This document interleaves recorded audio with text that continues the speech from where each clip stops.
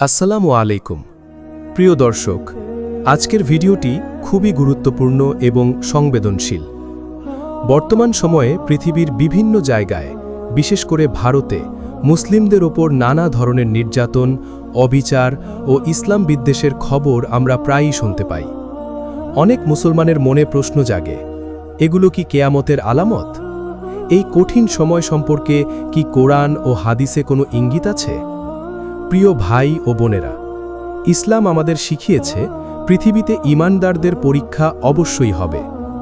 আল্লাহ তাআলা কোরআনে বলেন, তোমরা কি মনে করেছ শুধু আমরা ঈমান এনেছি বললেই তোমাদের ছেড়ে দেওয়া হবে আর পরীক্ষা নেওয়া হবে না? অর্থাৎ মুসলমানদের উপর কষ্ট, জুলুম ও অত্যাচার আসা নতুন কিছু নয়। নবীদের জীবন দেখুন।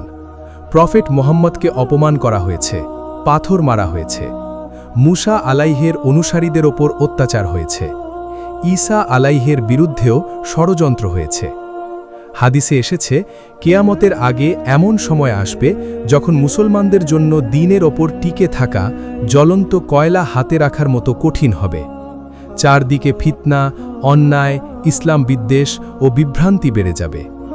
কিন্তু মনে রাখতে হবে, শুধু কোনো নির্দিষ্ট দেশের ঘটনা দেখেই নিশ্চিতভাবে বলা যাবে না যে এটাই কেয়ামতের বড় আলামত।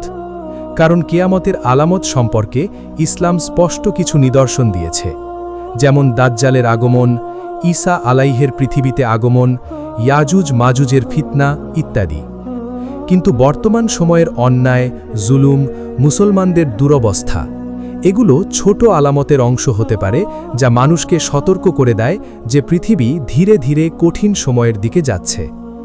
এখন প্রশ্ন হল, মুসলমানদের কি করা উচিত? প্রথমত, ঈমান শক্ত করা।